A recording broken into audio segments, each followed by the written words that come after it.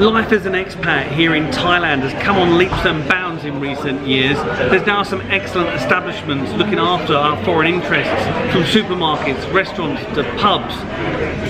And one of those pubs is Hemingway's Bar and Restaurant in Jomtien. And I'm really pleased to be catching up with the manager here, Mark Reid, to find out what life is like managing such an establishment.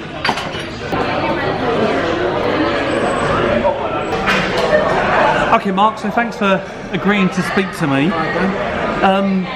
What's the history behind Hemingway's Pub and Restaurant? Well, we've just celebrated our 3rd anniversary actually, had a big party, about 250, 300 people attended. Gave away loads of nice raffle presents, had a free buffet on for 2.5 hours, live music with Barry Upton. So 3 years we've been going now. Prior to that it was a pub which was well known, called Shenanigans, and prior to that a pub called Flanagan's. So the building's always been a pub, but it's only been Hemingway's for 3 years. Yeah, so how many years did you say this has been a pub now? Three. No, but go back to the beginning. In total, 3 for us, I think it was 12.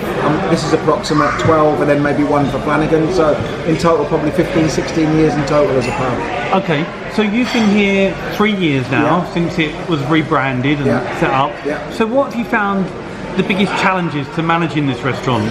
The biggest challenges are constantly having to change and make sure that people are fully looked after. So it's not just they come in and one day the food's good, or they come in one day the beer's cold.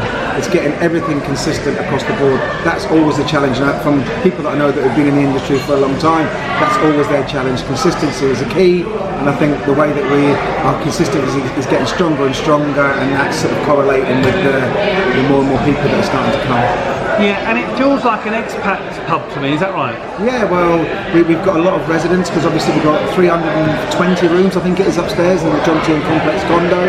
So although we're not actually set on the main road, which would be, a gold mine, we still have a lot of rooms upstairs. And when we first opened the place, I said to the lads, as long as we can secure, a decent amount of regulars from upstairs that feel like this is their living room and they can literally come down in their pyjamas and order a pizza, then that's going to be our bread and butter, and everything else from that hopefully we can build up as we grow.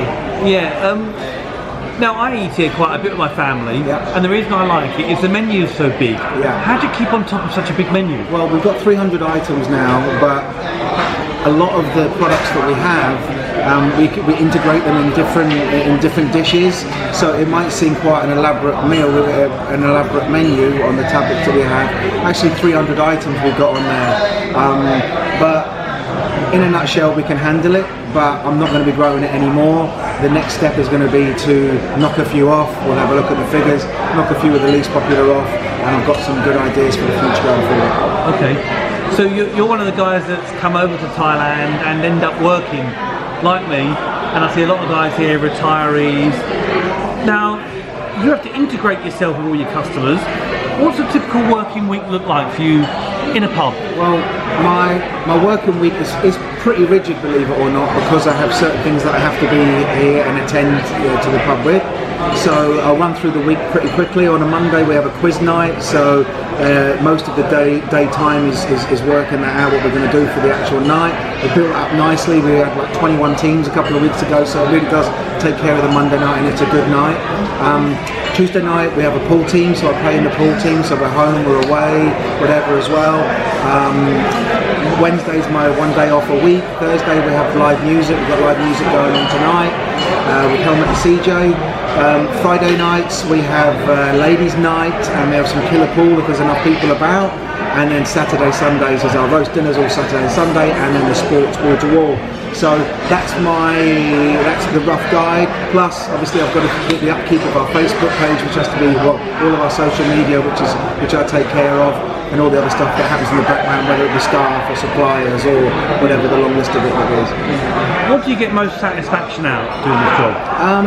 I get satisfaction out of when a customer maybe not have the best experience on the first time, or wants to have a bit of a moan about whatever it may be, quite rightly sometimes, quite rightly not in others, and winning them over and making it, and then actually become a regular, and we can all have a laugh about it a little bit later on. I do like that change, but in terms of the In terms of the rewards, it's really nice when people do come up and are complimentary about the staff, the food, the place in general, and it's made their holiday. Or we've just moved in. I've had this a number of times. We've just moved in upstairs because of this place. Yeah. That's quite amazing. It's quite satisfying. Okay, I want to move away from Hemingway's a little bit now and spend some time talking about you. So how long have you lived in Thailand, and what's the appeal for living here? I've lived in Thailand for 21 years, and I also had 3 years in Dubai, so I'm 24 years an expat this year, and I'm going to be 48 this year, so it will be half of my life would have been spent away from home and half of it would have been at home. So this now I guess is my home. So what was the first part? So what's the appeal for you living in Thailand? Well, initially I think you go through different stages. I arrived here as a 24-year-old guy. I partied for probably 10 years. I lived in Samui for 10 years, in Koh Samui for 10 years, and had various businesses. Really, it was just sort of getting by. A few times, a few better things, and then sort of grew out of that. My wife fell pregnant, and that was sort of the catalyst for us to say, right, we need to be somewhere where we can plan. There's going to be decent schooling. They expect the cost in total is going to come down. It's not going to cost us a lot of money to travel to places. It's only 4.5 hours from my wife's village, so it worked for everybody, and that's why we moved up after doing a couple of recce's. What's interesting is you've also spent time in Dubai, so you're an expat quite well travelled, and to some people that's like their dream to go somewhere like that. Why did you leave Dubai and come back to Thailand? Well, I went to Dubai because needs must. It got to the point where the business that I was doing previously, it wasn't churning out what it was before, family to look after, etc. I got offered an opportunity in Dubai, which I was grateful for, to become a mortgage consultant over there. But really, one thing I will say is when I got to Dubai, the one thing that hit me like a ton of bricks was I had no gratitude for the 16 years that I'd lived prior here. I just assumed that I was always going to stay here. It was like my given right, that I was always going to work out a way to stay here. And then when I got there, that smacked me in the face and told me, right, you're back to Western society, Western world, Western everything. And really, there were some good points. Me and my family had some good times there. My daughter got a good education over there for a couple of years. She was there. English went through the roof and everything. However, every minute that I was there, I was dreaming about coming back to Thailand because this is my home. So, is it because it was your home, or did you take all the pleasures and lifestyle of living in Thailand for granted? I think it was a combination of the two. I definitely missed the family, the circle of friends that I'd created in the time that I've been here and going to play golf and having fun and what have you. But your priorities change, right? And priority number one was to earn money and get over there, but it was always with an eye on to come back here, whether to start another business up or to get involved in something like this. Okay, so you've been here a long time now. How's the expat scene changed in the last decade at least in Pattaya? Well, I would say the number one thing that I've noticed, going from very little Chinese tourists, visible Chinese tourists, i.e. no real signs on the shop fronts or Chinese restaurants or whatever. The same with the Russian guys, but that sort of started as I left and went to Dubai. So I think the boom came, and then there was that little issue with the currency and what have you in Russia, and then that sort of set them back a little bit. And now those guys have started to come back. But to be honest with you, I've got quite a lot of Russian customers, and they're really good customers, and it brings a different flavour to the pub as well. It's not. We don't really. The Brit pub, which it isn't. I look around now. I've got Swedish, Swiss, German, English, Irish. That's just me looking at the first 8 heads that I see. So, is it better, worse, or what? How? It depends what you mean by better or worse, because all the business that I've had previously, they haven't involved a high season, low season, the amount of traffic that's in. I was always low season's great because golf is cheap and there's no one about. But when you're involved in an industry like this, that it does matter. I think one thing that I can take out of it is that it's so important to have that hardcore of your regular customers that are going to get you by. But in total, how the demographic has changed, I just think the number of tourists has probably stayed the same, but the number of European tourists has dropped as a whole. Okay. So there's so many places for Westerners to eat, restaurants and bars. How competitive is it in the local Pattaya market?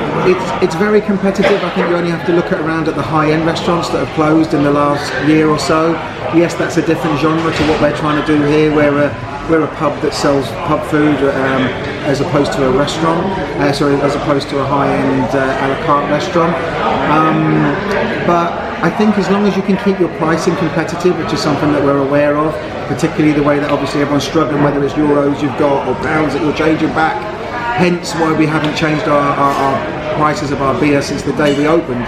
We are conscious of that and try to make sure that everyone can still have as many nights out as they can. Okay, so if I was to press you for like a 10-second wrap-up of why someone should come and try Hemingway's, what would it be?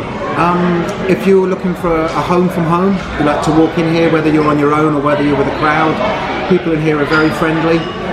My staff are extremely friendly. They all speak good English as well. And the comfort of the place, you know, it's air conditioned, it's got sports wall to wall, it's sort of everything that you would expect in a bar, and hopefully that's what we're delivering. Okay, final question. Yep. What do you think the future of Pattaya is going to look like? The future of Pattaya, I think, is very positive, particularly with all of the infrastructure that's going in.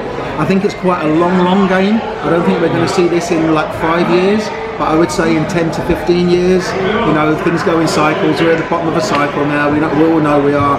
But if that cycle picks up 10, 15 years with all the road going in, the train going into Bangkok, there's going to be more and more people coming here. Just the demographics going to change. I think you can notice that by when you come out of here and go down Second Road, all the new plots that are getting cleared for more condos that are going in there, which tells you that this place is just spilling out further down towards Jomtien. Absolutely. Let's stop talking business. I am in your pub. Yeah. I'm going to grab a pint. No worries, it's on me. Thank you very much, Mark. Cheers, mate. All the best. Thanks.